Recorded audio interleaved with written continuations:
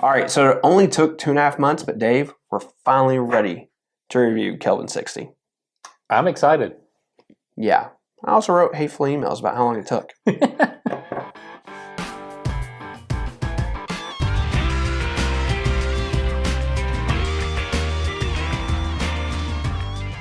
Welcome back to another edition of Bourbon Kingdom. I'm David. And I'm Zach. And today we are going to review Kelvin 60.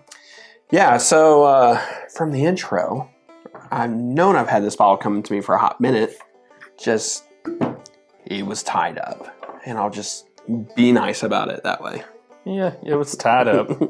I do like certain people that work at the company I ordered this from online. So I won't badmouth them, but I was starting to get a little heated. Well, you know, it happens. I just thought we were going to get in January. I was like, I'd like to be able to review this before then.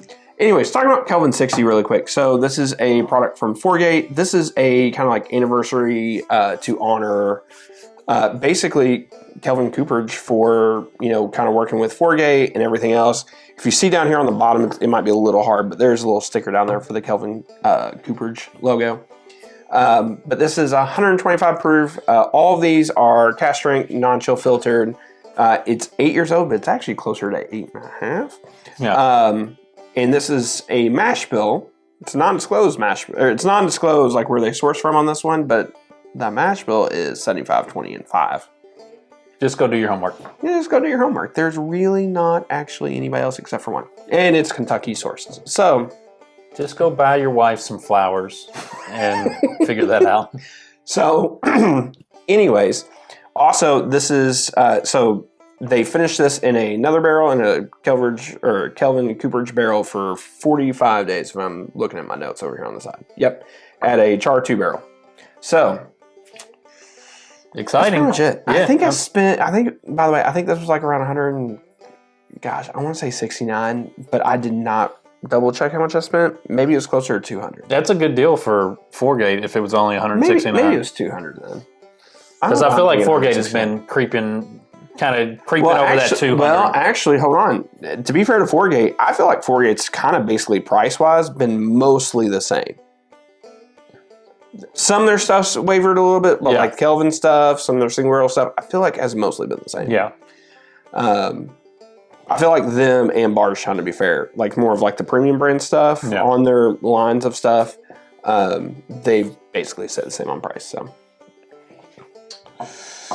And if it's got a name, if it says Kelvin in it, chances are I'm going to enjoy it. I don't know for sure. I did pour out a sample for a buddy of mine. He was debating if he wanted to get one or not, so I poured out a 2-ounce sample for him. But outside of that, I've not tried it. You've not even tried it yet? I've not tried it. I wanted to wait. So nothing like waiting. I mean, to be fair though, I've only had it for a couple days because, like I said, I had to wait months. I said I had a bad experience. By the way, that does smell good. While we're at it, go ahead and hit that like, subscribe, notifications button, and let me know in the comments what's your favorite Foregate. If you have not had the privilege of having a Foregate, then tell me your experience with having to wait for a tremendous amount of time ordering some bourbon online. Yeah. Preferably not on the secondary. Yeah. You can't do anything about that. You can't even turn that in and say, hey man, I've been waiting on this bottle for a while. Yeah. And you'll be waiting forever. I mean, right away, I think the fruit kind of stands out to me on this. I agree. There's a good little note of red fruit on there. I was talking to our buddy Chris, who actually works for Foregate, and he's like, might be a little delightful red fruit note on there. I was like, well, I'm sure there will be now since you put it in my head. Well, I didn't talk to Chris beforehand. No, that's true. But it does feel like the fruit is. There's also a really nice dusty oak note to it. Yeah, which I mean, don't get me wrong. 8 years isn't young, but it's not like it's not dusty. But so that's kind of interesting. I really do enjoy that though. Yeah. Get some chocolate in there. I think those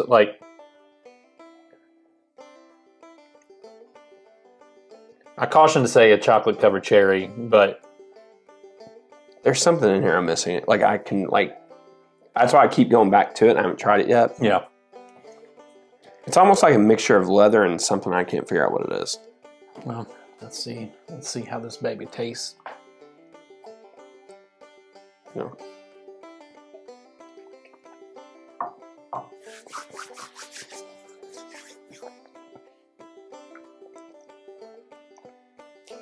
Man, that's good. That's really good. I like that. I like the oak stands out on it to me. On that front end. I think that's what. So to me, take the flavor profile of what you're getting and it's just popping off like Pop Rocks, like in your mouth. Like it's just an explosion of like fruity juice note flavors. Mm-hmm. I do get a lot of vanilla in there, like a vanilla cream. Like not quite as sweet as like a coffee creamer, but like close. And it's just going on for a really long time. Like you can still feel that. No, it's got going down. I've taken two small drinks of it. And like that, I mean, that's what it is. It's that long finish in there. Like it's staying right there. I don't know why I'm losing my voice all of a sudden. So on the nose, what I was thinking of, there's a little bit of like a rye earthy note there. It's a little bit more earthy, kind of like you're walking into like it's kind of like a nice, like if you're going like trailing, like kind of like in the fall. It's like that kind of note right there. I know that's really weird, sorry, but that was the note I was getting. No, I like I don't think you're wrong with the earthy feel of it. I think it's like I wouldn't say gritty, but it definitely. Yeah, I like that. Man, it's like the fruits really do pop on that. It's very, you get a lot of like, it's like you're walking into an apple orchard and you're picking up a fresh apple, a little bit of like a fresh pear on there. And man, that rye spice just really, like there's some rye spice on there that just pops really well. And then you get a smidge of chocolate in there. That vanilla really pops on there. I mean, this is really, really good. I agree with I'm really, really happy with this. Yeah. It's a little more oaky than I thought it would be. Maybe it's just, this is my first drink of the day, so like I can't say that and whatever. And I get all those subtle undertones throughout it. It's just that oak is not overwhelming. It's just kind of that's the prevalent taste to me. I will say on the finish, there's a ton of oak on the finish with still a little bit of fruit. Like the dominant notes on this for me is fruit, oak, and vanilla, probably in that order. Then you get a little bit of like an earthy rye spice kind of to it. I think the rye spice definitely hits at the backside of it and kind of stays there with you, which is good. Like I think it makes it stay with you a little bit longer. I love that experience on the palate. That experience on the palate just pops. Yeah. And it is so unique and good. Like, that's an awesome experience. And that's, I mean, I'm always, I talk about this all the time. Like, I want to have a good bottle that I can have an experience with. Yeah. Yeah. That is really good. That on the palate is really strong. And regardless of the notes of it, it's just like the texture and I think it's, I mean, it. The cool thing is like, I think it stays with you. And I think the more that this opens up, the more some of those flavors that are in there are going to maybe mature, not necessarily mature, actually mature. Dark now I'm looking at but I think it's going to enhance probably some of those other, and maybe the fruit won't be so prevalent on the nose. And oak so heavy on the palate. Yeah, I think I can see some of that. I think it might balance it out a little bit. Maybe not. Maybe it'll be what it is. It's good. I really enjoy that. Yeah, I enjoy it. I enjoy it too. Also enjoy because I agree with you. I was a little like, man, is this finish just really long just from it being the first drink of the day? But really the entire way through, it was just consistently like that. Yeah. So, like sitting here with it, just not drinking. Obviously, I'm done with my pour.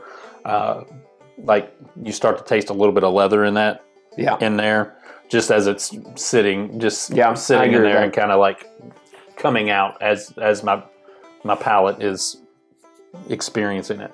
So it was good. So what do you think? No, I like, these are all different. They're always so different from one another. And I think for that, I enjoy it. I mean, I would say try it at a bar to see if it's kind of your cup of tea. If you could find it, it might not ever be in a bar. Yeah, I mean, I have no clue on like, I know a little bit of their distro. I don't know how far out this is going to go. Yeah. Chris, if you're watching this, just put down in the comments below. I'll pin it. Yeah. So, sure. But with that being said, I think this is like legitimately great. I've said in the past before, I've pretty much really liked most Four-Gates that have came out because at the end of the day, it's good high-end bourbon that they're using. It's not going to be for everybody because this is a price point that's not for everybody. No, but I agree. So, but I think this, for those of you who are, you don't, I'm not saying bat an eye, but you don't, $170, $180, $200, $250 doesn't like scare you to spend on a bottle. I would say get it because it's really good and it'll be one that, I mean, you'll enjoy for a while. But I always say though, with Four-Gate, it's really hard to go wrong with their Kelvin collection. Yeah. And I always recommend their Kelvin collection. And yes, I agree, price point, we can have that conversation.